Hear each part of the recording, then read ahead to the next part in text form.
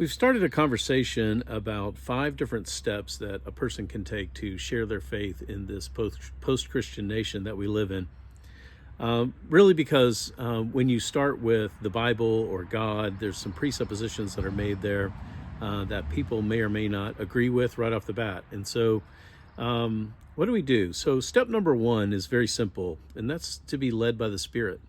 You know, when I think about the Bible and I think about the testimony of Jesus, and we could even talk about the apostles and Paul, they were all led by the Spirit, right? They were doing what the Lord was asking them to do through the power of the Spirit. And I think in our lives, a lot of times we want to shove that off into someone else instead of walking in step with the Spirit, because the Spirit is definitely trying to bring people back to the Lord, pointing people to Jesus.